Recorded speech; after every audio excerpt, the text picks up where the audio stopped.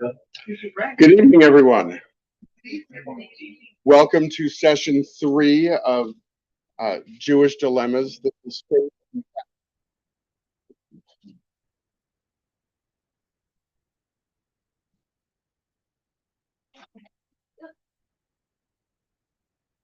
going to make sure that I'm not giving feedback from myself. It's bad enough to hear myself in my own head, let alone to hear the feedback on the computer. This is also live streaming on YouTube, but the only camera is facing me, so you're safe. Just as a refresher, the first two sessions were on particularism and universalism, and then on tradition and innovation.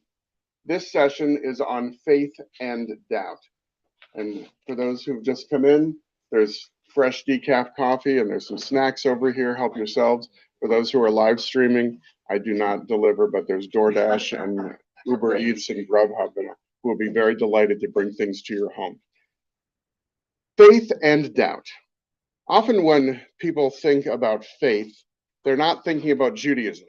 People will refer to the Jewish faith, but what the Jewish faith is usually something described by people who are not Jewish.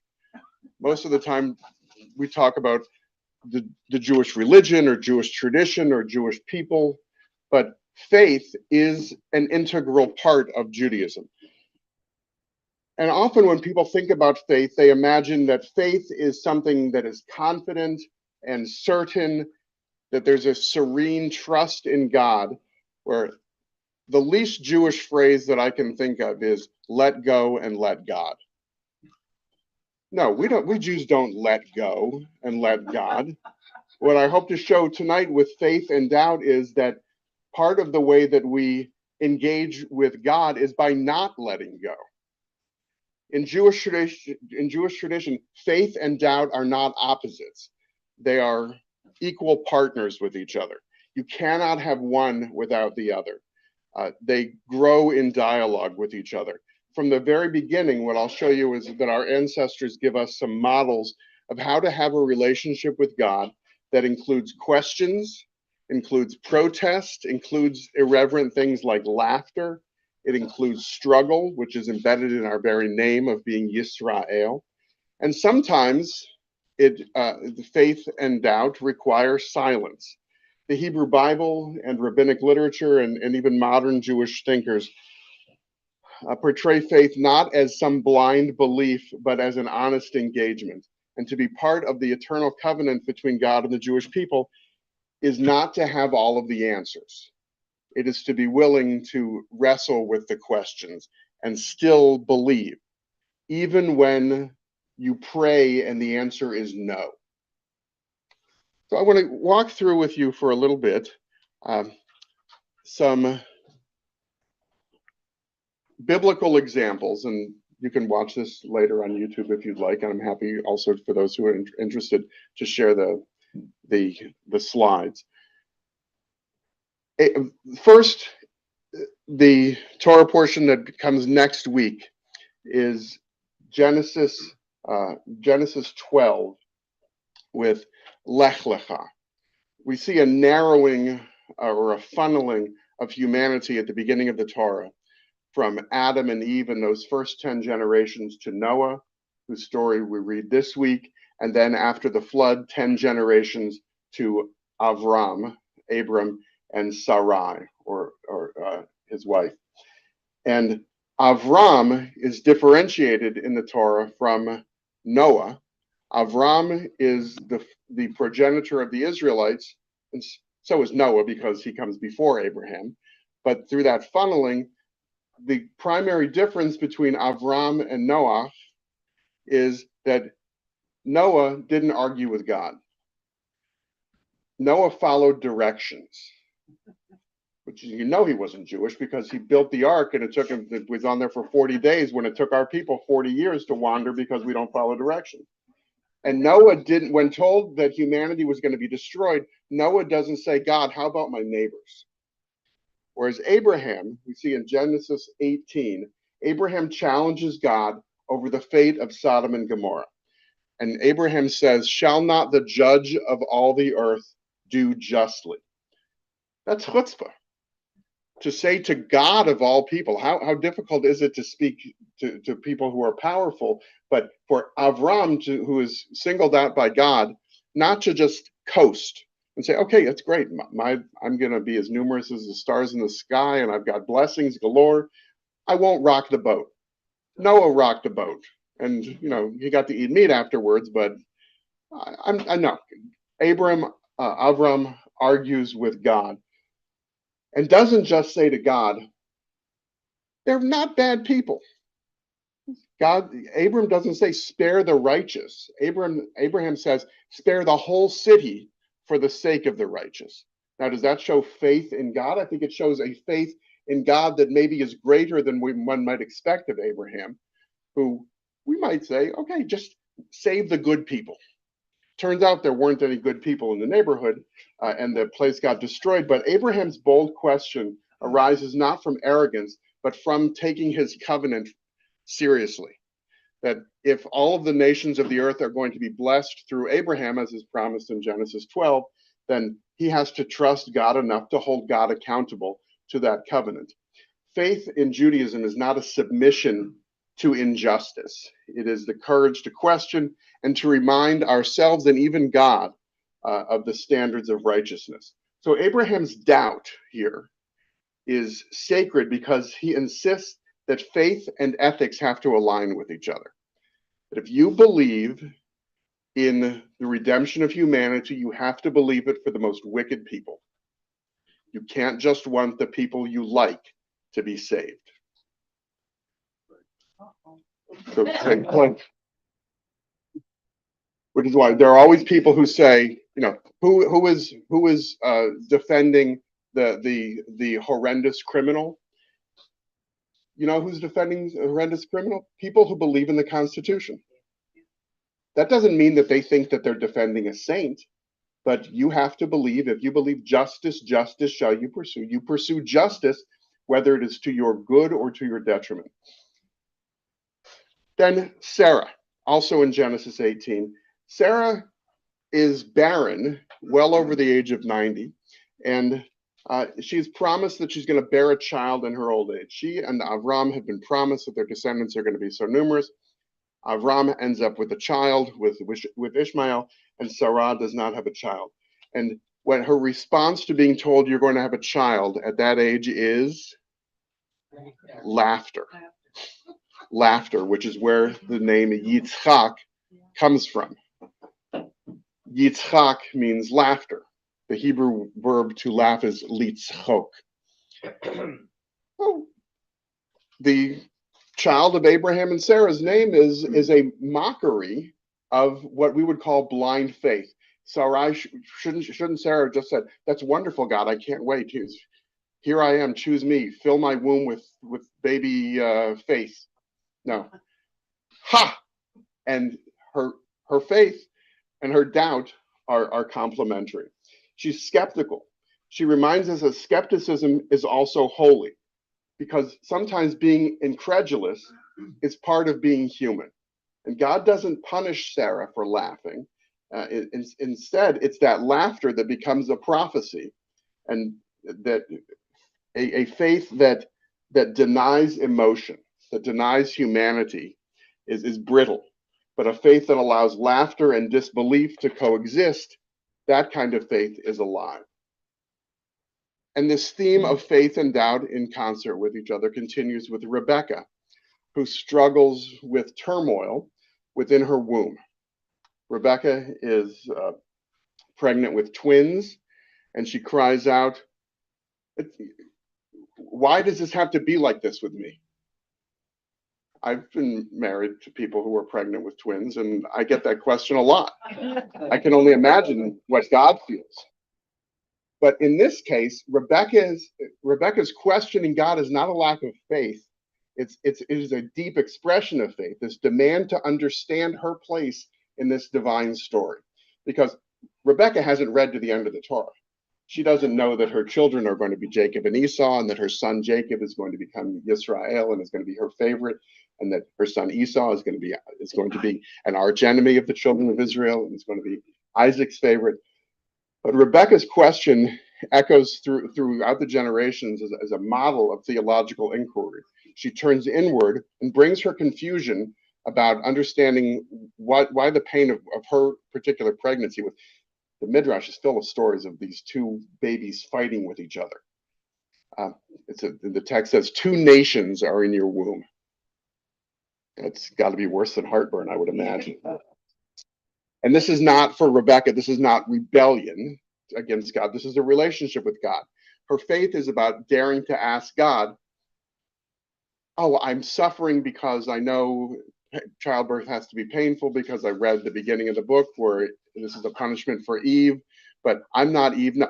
She said, why do I, Rebecca, why do I have to put up with this? And her faith is rewarded. And then her son, one of those 2 twins wrestling in her womb, Jacob, who becomes Israel.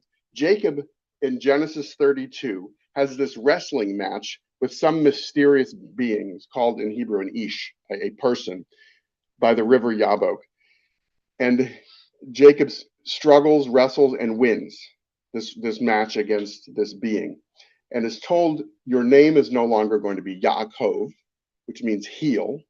It's also a joke, because he was holding on to his brother Esau's heel while he was being born. He said, you're no longer a heel. You are Yisrael, Israel. And everybody's going to love Israel. Oh, wait, no, that might not have happened either. Your name is going to be Yisrael, meaning one who wrestles with God. The El at the end of Yisrael is El like in Elohim. It is that faith and doubt? Yes. Wrestling is having faith and doubting that faith sometimes and then returning to it. A wrestler who doesn't wrestle is not struggling with anything. They're not examining. That's not Jewish faith. Jewish faith is refusing to accept yes for an answer. Jacob gets marked in this wrestling match. He walks with a limp for the rest of his life. As a mark of this blessing of having the courage and the willingness to struggle, and this reminder that having faith leaves us changed. It leaves us with wounds on our bodies and on our souls. And let's rewind a little bit to Hagar, because it's not just the line of Jacob that expresses this faith and doubt. Hagar is this whose name means the stranger. There's a Billy Joel album named for her, and a cartoon. Hagar, the stranger, is this Egyptian servant who cries out in despair in the wilderness after being cast out with her son Ishmael. And God, the text says, hears her voice and hears the child's voice. It's the first time in Scripture that divine hearing, like Shema, is explicitly connected to human anguish. God hearing the cry, in this case, of the child Ishmael. And her story expands this covenantal circle, that even those who are outside of the family, like the people of Sodom and Gomorrah, that their pain affects us as well. And her doubt and her pain are not barriers to faith, but they're the language of faith. Crying out to God is not a sign that you don't believe in God. It's a sign that you do believe in God. And then the biggest Jewish dude in the whole of Torah, Moses. Nobody argues with God more than Moses. So you don't argue with people that you don't know. Well, the internet has changed that, where all we do is argue with people who don't really exist. It's very biblical also. We argue with our ancestors who are bots in China. But in the case of Moses, he argues incessantly with God. And after the incident of the golden calf, after all of the burdens of leadership, Moses is considered the greatest prophet in all of Jewish history. And what do we know about him? He complains, he protests, he negotiates, he threatens to resign. And yet the Torah calls him very humble. He's, in fact, the most humble person on earth. In Moses, humility and protest coexist with each other, because his faith lies in his refusal to just walk away. He had it good. He was living as a prince of Egypt. and he advocated for his people, and he cast his lot with his people, and he had doubts along the way. And we know eventually Moses is not allowed to fulfill the experience of the wandering in the desert and make it into the promised land. That has to go to his successor Joshua. But he's rewarded. He gets to see the promised land. He doesn't give up this faith even with his doubt. He doesn't give up his faith in God, and he also doesn't give up his faith in the Israelites. When just as Abraham argues with God over the sake of the people of Sodom and Gomorrah, Abraham, or Moses rather, regularly argued with God in Torah not to destroy the children of Israel. And the excuse that Moses would give, or the argument that Moses would give to God, is the people who hate the Israelites are going to say, God brought them out of Egypt just to kill them in the desert. And that would temper God's anger, say, okay, I'll let them live. But one more time, and I'm turning this minivan around and taking it back to Egypt. And then Hannah. Hannah prays in that might be her. Hannah prays with what's called the bitterness of her soul. And she prays so fervently that the priest Eli thinks that she's drunk.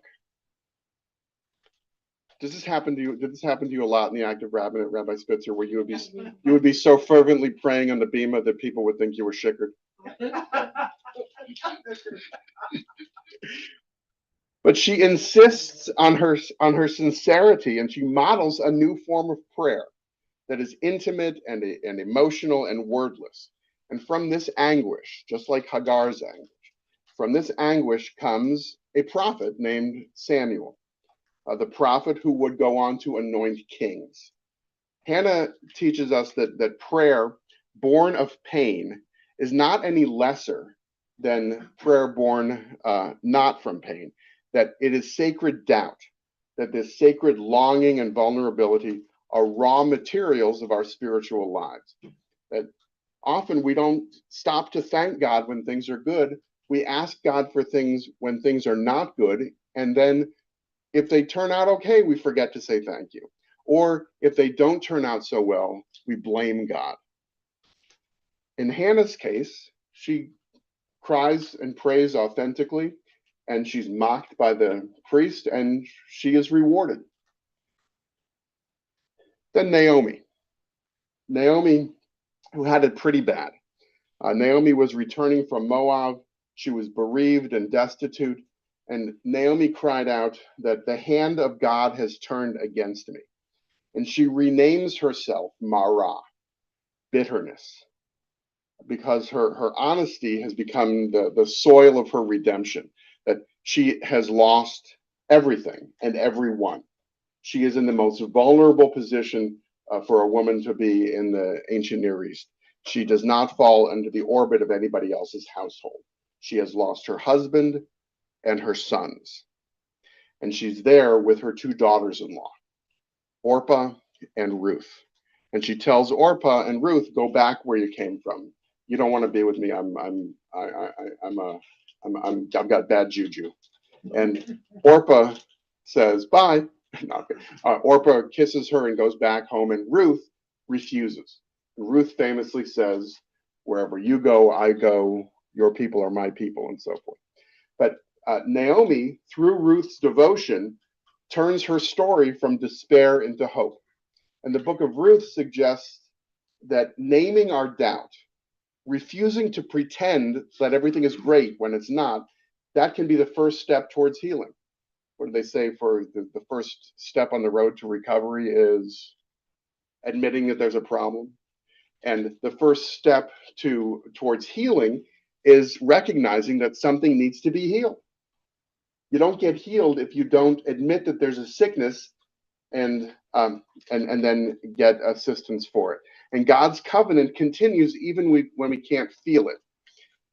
If Ruth and Naomi had just given up, if Ruth had gone back to Moab rather than clinging to Naomi, we wouldn't get the line of Ruth, which includes King David, which according to Jewish tradition and Christian tradition is where the Messiah will come from. I also have no idea what my name would be if King David wasn't up there. Hopefully, I wouldn't be named Job. You don't get a lot of people named Eov. Job gets his own book. Job is as we say in Yiddish, Aufzuris. If there's something bad that can happen, it's going to happen to Job. And Job refuses every easy answer to his suffering. Job would not take the argument, everything happens for a reason. God is blessing you with your, okay, God, bless somebody else. You know, I hear I got leprosy, everybody's dying around me. It's wonderful. You know, that's take your faith and, but his friends, Job's friends, offer him theology, but Job demands truth from them. And when God finally responds, God doesn't respond with an explanation, but just by being there.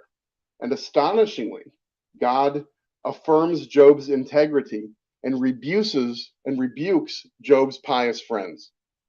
Says, leave him alone. And the lesson is clear that honest protest is not heresy, that honest protest is holiness. And faith that cannot survive questioning is a form of idolatry. A faith that cannot survive questioning is idolatry of our own certainties. It is a stubbornness that refuses to allow that we might be wrong. And Job gets things returned to him. Job is a demonstration that he has doubt and he has faith, and those two things go hand in hand. And the last biblical model is Esther. Esther's first response when Mordecai, her cousin, asks her to reveal who she is and save the Jewish people, Esther's first response is to hesitate. She's afraid, very human. And it's only through struggle, through doubt, that she reaches her courageous declaration where she says, if I perish, I perish. And Mordecai says, maybe it's for such a time as this that you've been created, that this is your purpose in life. And she musters the courage, but it doesn't come naturally. Her story turns her doubt about whether she was enough to accomplish this goal. Her story turns her doubt into action. In the case of Esther, her faith is not an absence of fear, but it's her decision to act despite being afraid. And the Megillah, the book of Esther that we read on Purim, notoriously does not mention the name of God, but the divine presence of God is felt through her human courage. Esther shows that, like her name indicates, the word Esther means hidden, which is why we wear masks on Purim. Her faith shows that faith can be hidden, but not absent. And faith and doubt live in our choices. So, if you think, well, there's your biblical proof. Faith and doubt are very much a part of Jewish tradition. Now we'll move to some rabbinic and medieval voices. The Bible doesn't shy away from struggle. In fact, there's a great book, I think it's over there someplace, a book by Rabbi Norman Cohen called Self, Struggle, and Change. It's a story of family dynamics of Genesis.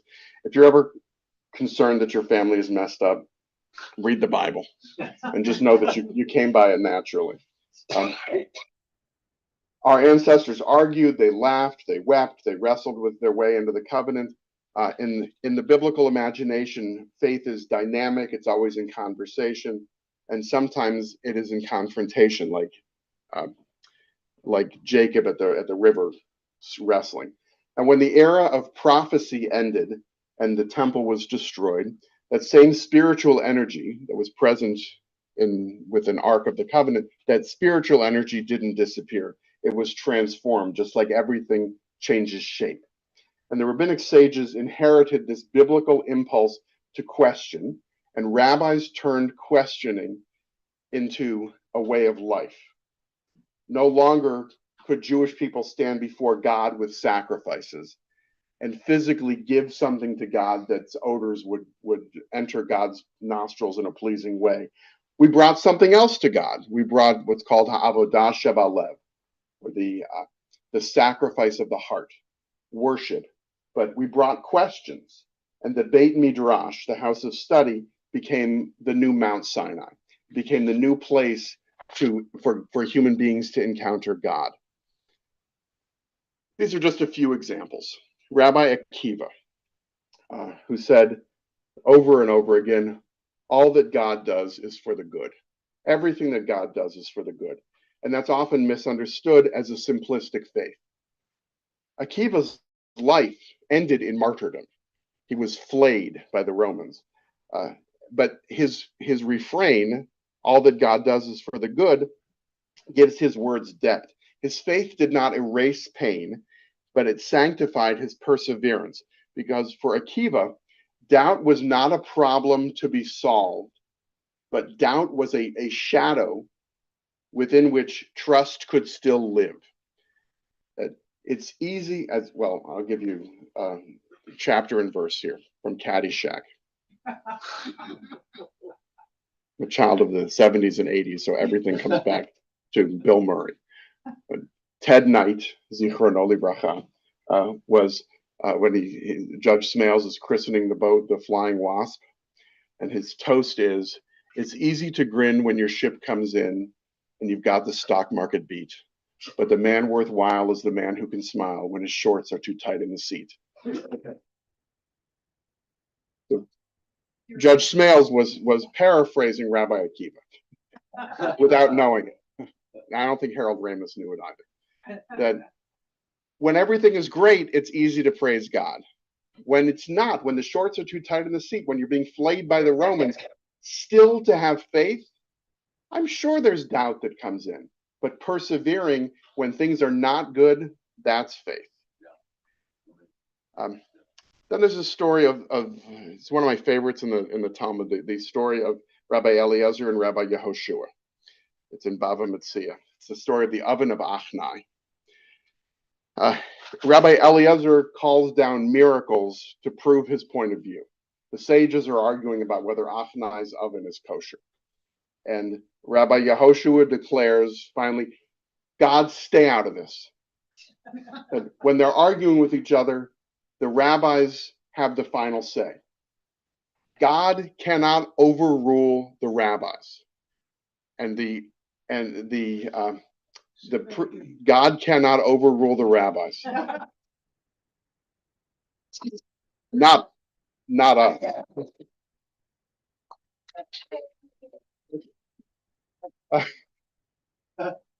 The proof text that Rabbi Yehoshua gives is Lo Bashamayim Hi. The Torah is not in the heavens. And God, you gave us the Torah and you gave us the means to perpetuate it, so stay out of it. Don't mess with human affairs. It is not up to God to determine if the oven is kosher. It's up to the rabbis to determine if the oven is kosher. The majority prevails, not because they are certain, but because they believe that God entrusted Jewish law, halakha, into human hands. So doubt here becomes covenantal courage, a faith in human responsibility. It is much easier to have faith in an invisible God than it is to have faith in a human being that you know makes mistakes. So you know what? Next time I go for surgery, I'm going to leave it in God's hands. No. You have to have faith that the surgeon knows what the surgeon is doing. And then, because imagine what the bill would be like from God. Bruria. In the Talmud, Bruria rebukes her husband, Rabbi Meir, because Rabbi Meir was praying that sinners should die. And Bruria corrects him and says, don't pray that sinners die. What should you pray for? That they repent. That's right. Yeah. So Sherry said earlier, the rabbi's wife can overrule the rabbi. Here is proof. Bruria. Her sharp theological insight here reframes the prayer from vengeance to transformation, from doubt about human beings' innate decency or indecency, to faith that human beings can transform. And Bruria represents this rabbinic embrace of debate as a mode of holiness. In her voice, doubt becomes refinement. It becomes a process for purifying our understanding of God. It's through questions and answers. Then in Eruvin, it's the phrase, Elu ve'elu divrei Elohim chayim. These and these are the words of the living God. This is also from it's like the Oven of Achnai, and arguing about which sage is right. You know, Tevye, not in Caddyshack, but another great movie from the 70s. Where Tevye was famous for saying, you know, on the one hand, and you know, you run out of hands. No, that's Jewish. These and these, that two conflicting ideas can both be the words of the living God. It enshrines disagreement as sacred, that there are a lot of opinions that are understood as correct, and that's part of divine vitality. Where other traditions might suppress doubt, Rabbinic Judaism makes an institution of doubt, makes a legacy of disagreement. Study becomes worship, argument becomes devotion, because to doubt is to participate in revelation. That if you believe in ongoing revelation, it means that maybe everything was revealed by God to Moses at Sinai and we are uncovering it, but the only way that we uncover it is by examining it. If we just leave it on the shelf, we're never going to uncover it. So why are there so many volumes of Talmud? Because the rabbis disagreed with each other. That's why it's controversial at various points in Jewish history when rabbis like Maimonides tried to distill Jewish faith into the 13 principles, or Yosef Karo and Moses Isserles, who I talked about before about balancing tradition and innovation. Anytime there's a law code that attempts to simplify halacha, it's controversial. Solomon Ganzfried wrote something called the Kitzur Shulchan Aruch, which is very controversial because people thought that it was the new Shulchan Aruch, or people would just buy it and think it's the Shulchan Aruch. But Kitzur Shulchan Aruch means abbreviated. So it's this, I think, 19th century Eastern European rabbi who's giving you the Cliff's Notes and saying, this is, no, he doesn't mean for it to be the whole thing. It's read this, not instead of reading the rest of it, but read this as a supplement to it. Sadia Gaon, in the 10th century, wrote a volume called Emunot V'Deot, Ideas and Faith, seeking to harmonize revelation and reason. And he insisted that true belief has to rest on understanding. And Sadia Gaon's work opens the door for intellectual doubt to become an ally of faith. Reason is another instrument of revelation.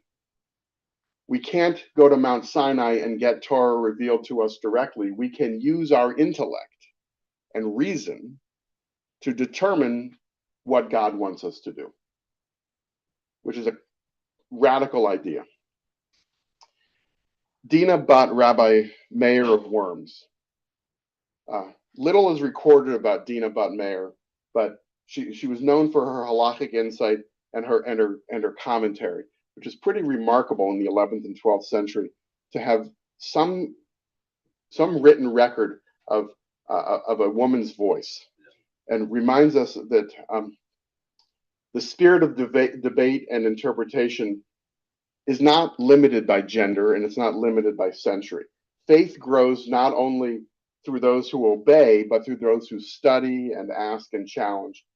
So people are studying Dina bat Rabbi Meir of Worms 1,000 years after she lived, or 900 years after she lived. That's pretty impressive.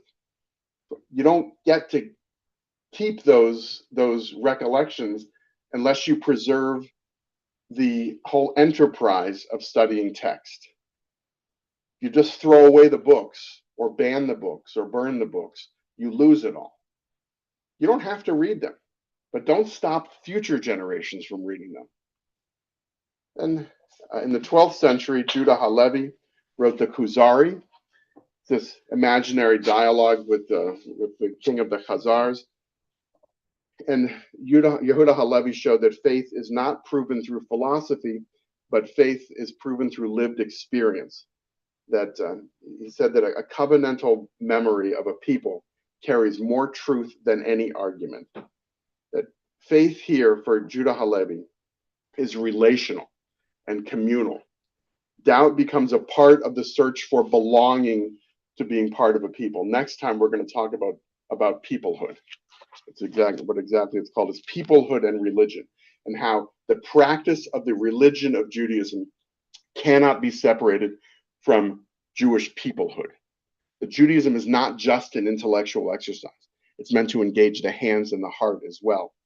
And for Judah Halevi, faith is lived in experience with other human beings. That our faith and our doubt require us to be part of a community. And then Maimonides, I just love Maimonides. Not a humble person. Maimonides in the 12th century in his Moreh Nevuchim, the Guide for the Perplexed, he wrote that the more we understand, the more we realize how little we know. I know that I know nothing. And his negative theology, not just Maimonides refused to describe what God is. Maimonides described what God is not.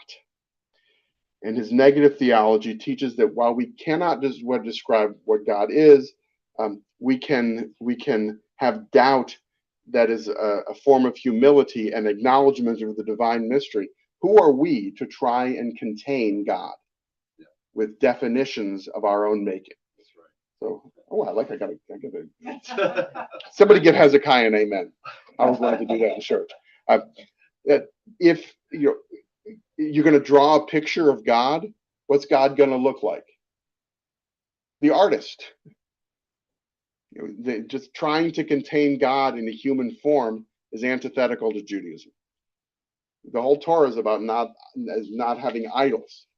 And then we move to some more modern voices. As Jewish life moved through the period of rabbinic literature, through the medieval world and into modernity, the forms of questioning evolved as well. The Enlightenment and emancipation, the encounter like we have today with secular culture have all brought new kinds of doubt, new options to do or think or practice, believe other than traditional Judaism. Other options not only about God, but about identity, about who we are. But the Jewish instinct has remained intact, this instinct to wrestle. The rabbis taught that Elu ve'elu divrei Elohim chayim, that conflicting opinions can still both be the word of God. And modern Jewish thinkers have taken that as license and as a responsibility to keep interpreting, even to rebuild the tradition when necessary. And in their hands, doubt becomes a creative force. Doubt becomes an engine of renewal. I'm guessing that we were all born, well, I don't know about you, Matt. Yeah, I think you were born in the 20th century. You were born in the 20th century, weren't you, man? Please don't make me feel so old. My kids were all born in the 21st century. But the 20th century saw the worst disaster, the worst calamity, almost an annihilation of the Jewish people, and forced a theological reckoning. There was the Nietzsche with God is dead. There was a Jewish atheism that came about after the Holocaust. So where was God? How could God allow these things to happen? Best graffiti I've ever heard of was Nietzsche is dead, God. Nechama Leibovich, who lived in the 20th century, and I was blessed to be able to learn with her in Jerusalem a few years before she died. Nechama Leibovich revolutionized Torah study by insisting that students wrestle with questions, not that students memorize answers. And Nechama Leibovich, Rabbi Spitzer, did you study with her at all when you were in Jerusalem? Oh, I studied with her book. Which is just as good. And her books are over here. You have a whole series of studies in different studies on the parasha. And she would ask, Ma kasha la Rashi? What is Rashi? What's Rashi having difficult with in the text?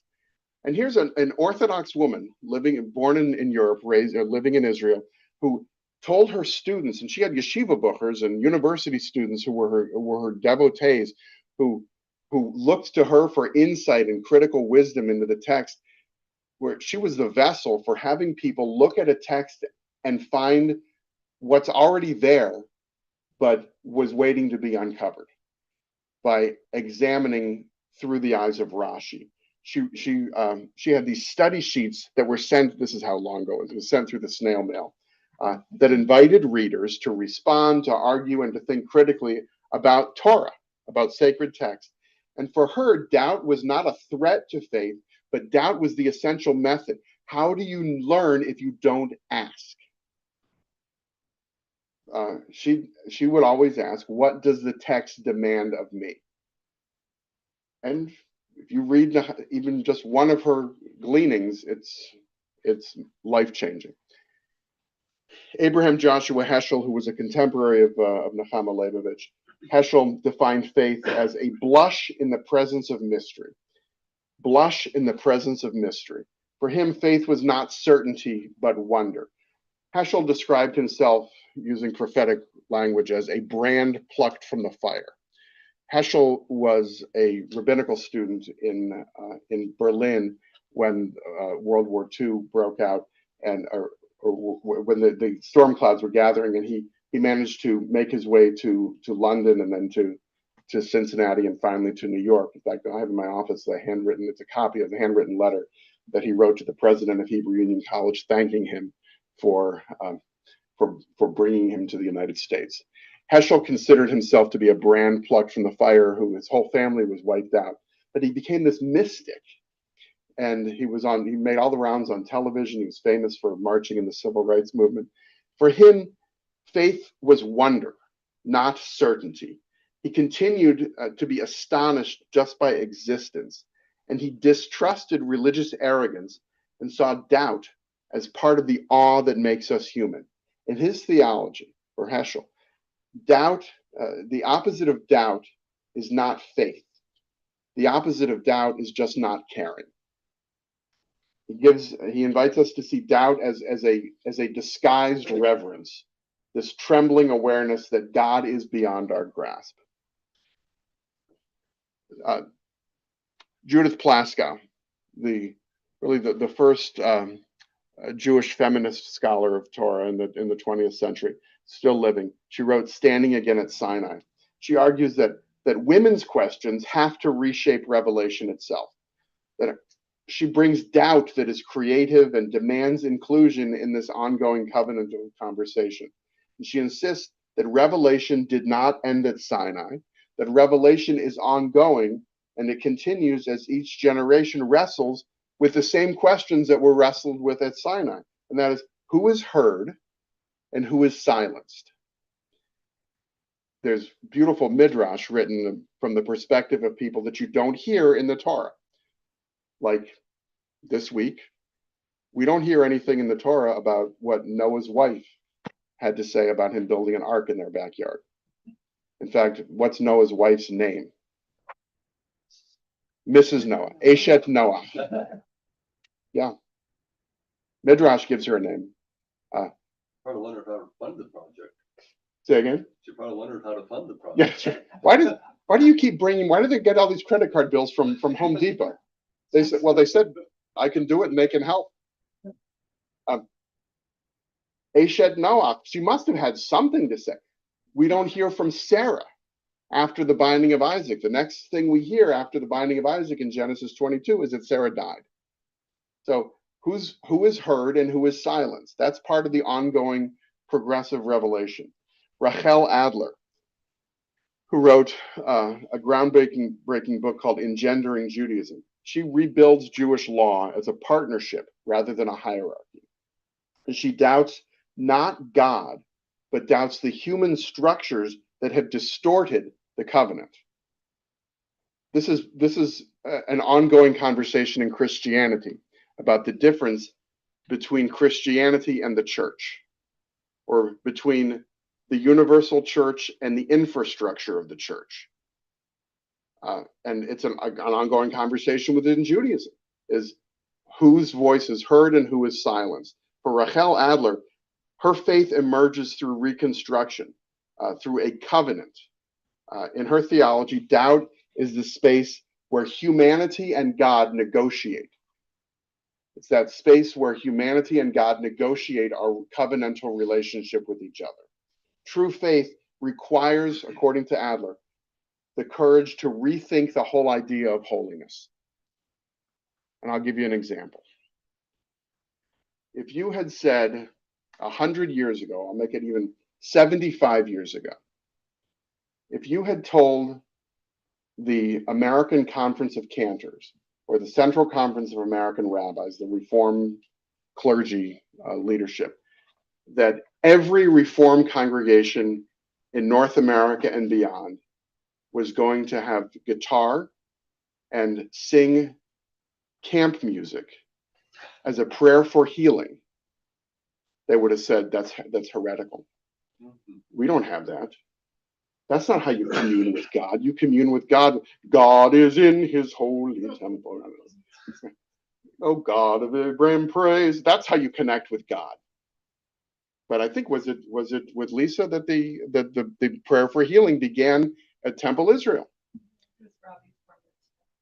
How long ago was that? 33 years. Wow. And you think it stuck? I think so. Yes. And we know that Debbie Friedman's version of the Misha Berach, which one was Misha Berach? I've gone to conferences before where everybody's yakking through the entire service, but when it comes to the prayer for healing, everything's silent. And people are up, and it's like Ernest Angley, because that has become so central.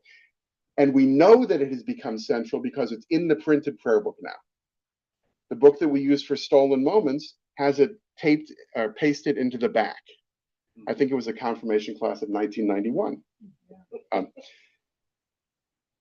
What Adler called that space between negotiating between God and humanity, that's always ongoing. It's always moving. So what's going to be the next thing 75 years from now? I have no idea.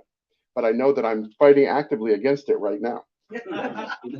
Then Aviva Zornberg gives us a midrashic readings of biblical women, people like Sarah and Hannah and Miriam, that portray faith as an interior struggle. She reads their doubt of these matriarchs not as weakness, but as depth, as a space where language breaks down, like Hannah seemingly being drunk, when we stop speaking and divine encounter begins. Through this lens, women of the Bible are theologians of the soul, showing that faith is born in complexity. And I've spoken enough about Jonathan Sacks in other contexts, but I'll give you two contemporary, and by contemporary I mean they're living and they're younger than I am. Rabbi Sharon Brous, who's a conservative rabbi in Los Angeles. She's the founder of something called IKAR, and she's become one of the most influential American rabbis of this generation. And she preaches that spiritual life has to balance two things: urgency and awe. She calls this a sacred discontent between urgency and awe. Doubt for her is not a crisis. Doubt becomes a catalyst. When faith grows too comfortable, doubt awakens moral courage, bringing the prophetic energy of Abraham and Moses into contemporary life. Faith becomes an ongoing struggle for justice and hope, so that we take what is urgent and fill it with awe, and we are awed by the urgency of things, as opposed to just saying, oh, there's nothing I can do, and being paralyzed by fear. We're motivated by faith. That how do you reconcile your doubt? You act. And Rabbi Danya Ruttenberg, who I'm not sure where Danya lives now, but we used to work together in Hillel, and she's very active in social media. And Rabbi Ruttenberg, she wrote a few years ago a book called On Repentance and Repair, and she reinterprets Maimonides for the modern world. She treats teshuvah, or repentance, as a process of accountability, humility, and transformation, rather than teshuvah being guilt or shame. That her theology assumes that human beings are imperfect, and faith for her is not about being certain. It's It's not about being pure, about being holy. It's about returning again and again to the best version of ourselves, where doubt becomes spiritual honesty. In other words, we refuse to pretend like we are done. We refuse to pretend like we are perfected and we don't have to do any more work on ourselves because we have achieved X, Y, or Z, and suddenly we're complacent. No, that there's a perfect message for the end of the high holidays, that on repentance and repair, we assume imperfection, and our imperfection should force us to doubt. It should force us to question ourselves just like we question God. So from Abraham's moral challenge to Sarah's laughter, and from Bruria's willingness to confront her husband to Heschel trembling in awe, there's this thread throughout our history of conversation. It's conversation between faith and doubt, between God and humanity, between the past and the future. And every generation has found its own language for this struggle. Sometimes it's debate, sometimes it's poetry, sometimes it's protest, but it's always the same covenantal courage to stay in the dialogue. We're not continuing to write the Talmud. The Talmud's done. But we continue to write midrash, we write piyutim, we write prayers, we reflect, we journal, we wrestle with God. And to be a person of faith in this place between humanity and the divine, in the Jewish sense, is not to stand unshaken, but to keep going, to keep walking.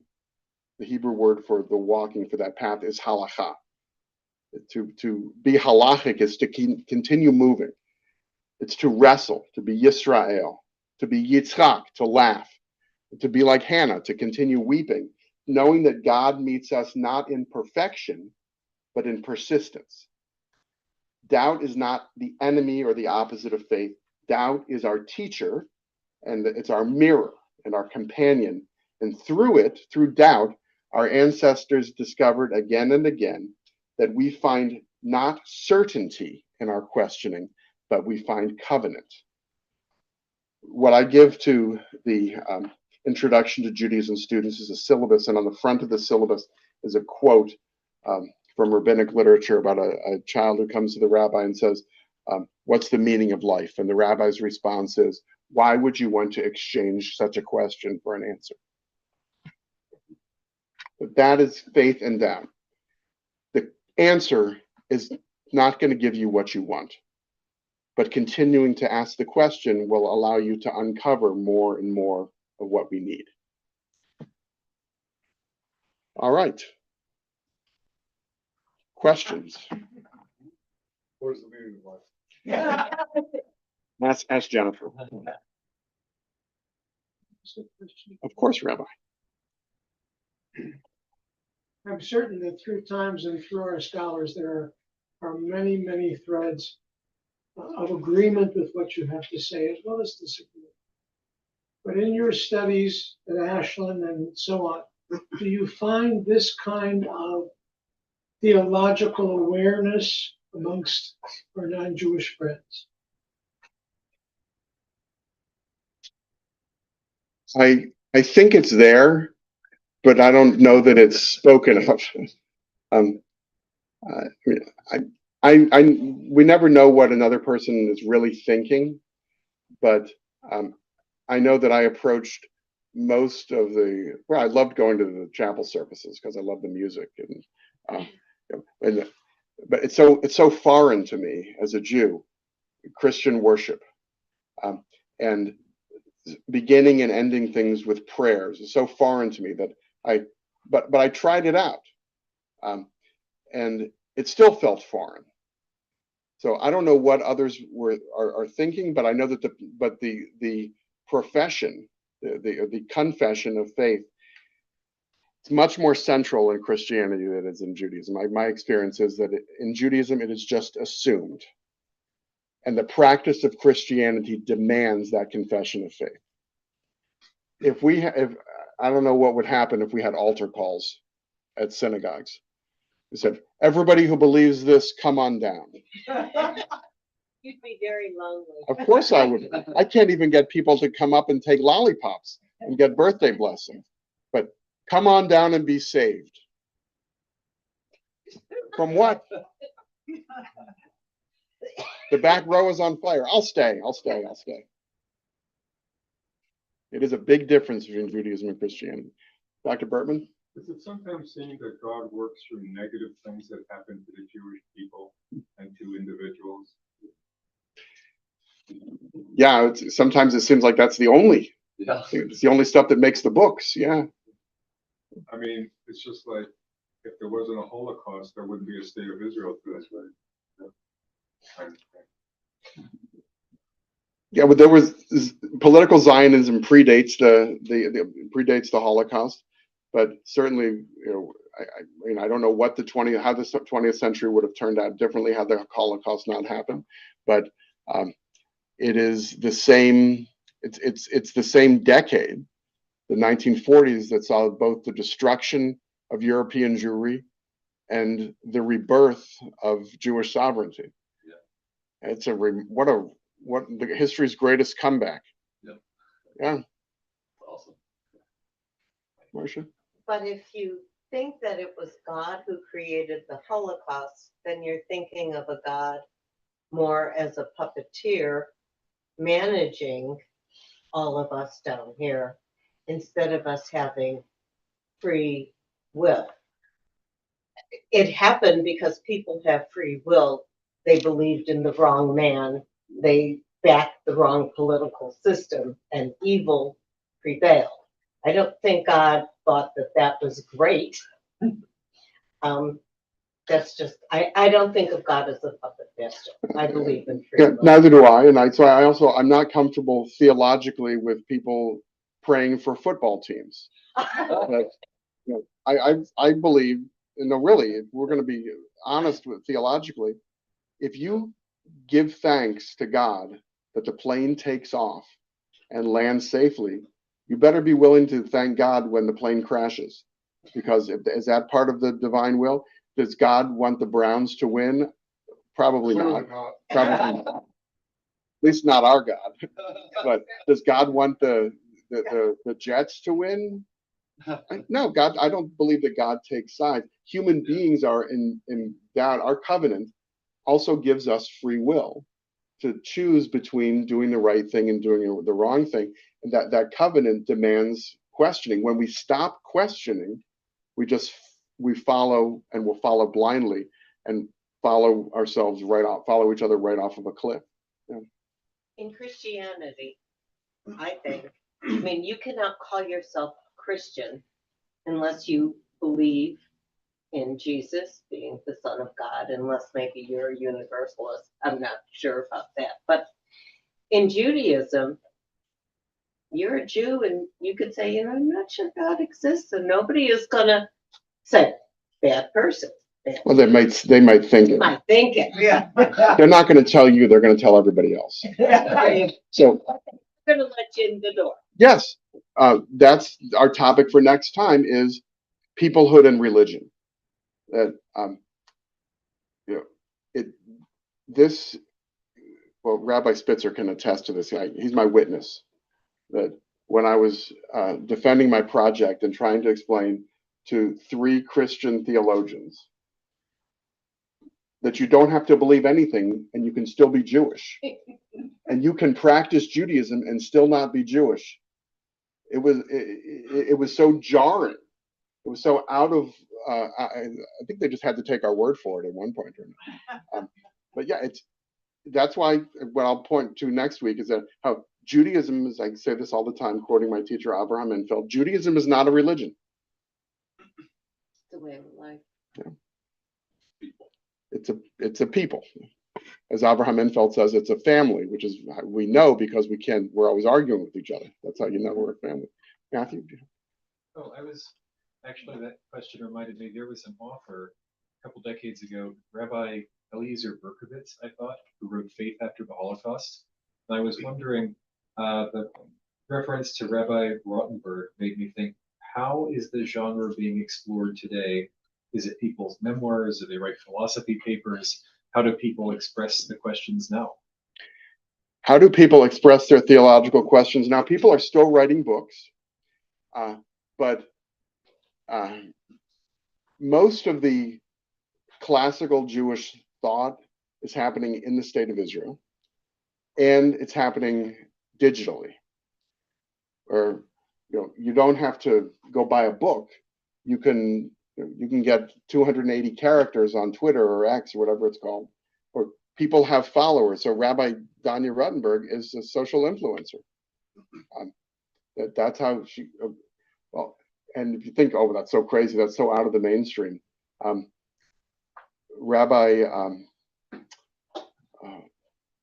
Angelo Buchdahl, who's a senior rabbi of Central Synagogue in New York, and in my opinion, she is head and shoulders above.